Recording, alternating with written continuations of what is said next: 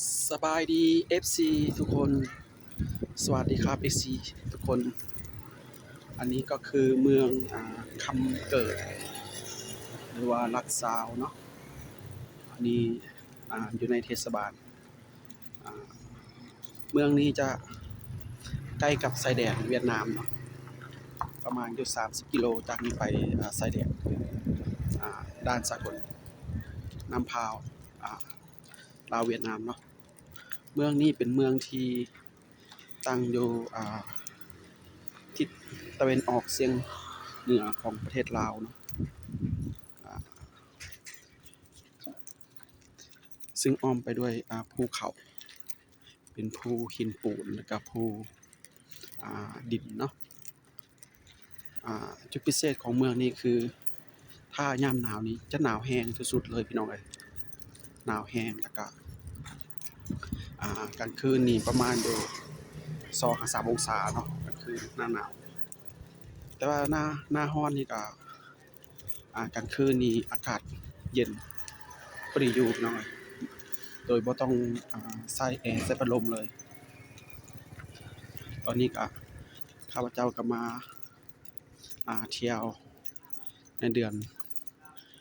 พฤษภาเนาะเดือนพฤษภาวันที่3ที่2ที่3เนาะก็อากาศก็พอดีอยู่เนาะบ่ร้อนปานใดพี่น้องแต่ว่ากลางคืนนี่ถือว่าบ่ได้เปิดแอร์เลยพี่น้องแต่ว่าอากาศนี่ถือว่าเย็นสบายพี่น้องอันนี้ก็แม่นไปทางชายแดนเวียดนามเนาะอันนี้เป็นถนนเลข8พี่น้องเนาะถนนเลข8นั้นก็จะไปออกไปไซ13ใต้เนาะที่ทางแบนบ้านเวียงคำเนาะ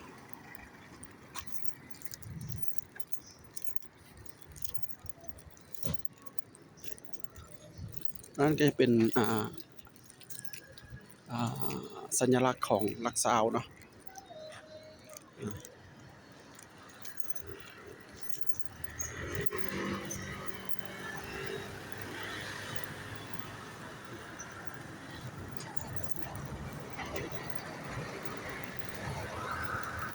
สบาย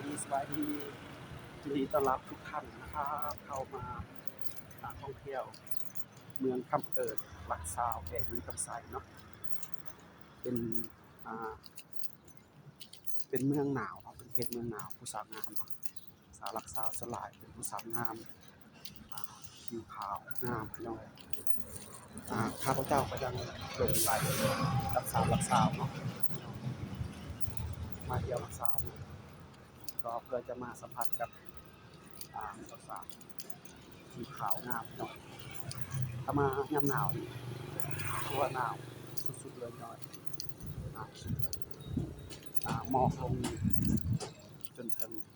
12 โมงก็ยังบ่เห็นทางเนาะพี่น้องเนาะแต่ว่าอากาศดีที่นี่ลักซาวพี่น้องเหมือนกับไซประเทศลาว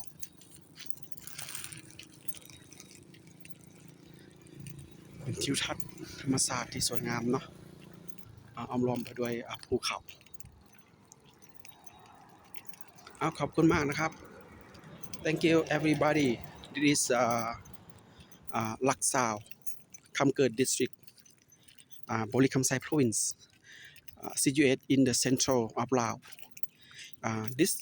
this town is very beautiful surrounding by the mountain it's not far from the Lao Vietnam border this town is the climate is very nice in the winter season it's very cold sometimes can be chilly about 2 or 3 degrees at night time and a lot of foggy I love this town because this town is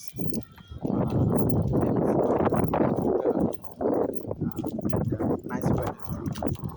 I travel to this town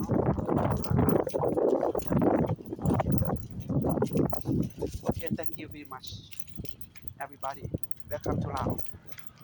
if you would interesting uh, travel to Laos, yeah, please contact me because I am tour guide. I can arrange you everything, when or accommodation or guide, everything can arrange for you. Best price, best available. Yeah, I have experience almost 20 years. Yeah. Thank you, everybody. Thank you for you support me. My name is Mr. King. Yeah, but I'm not a king. My name just name Mr. King. Yeah. Thank you.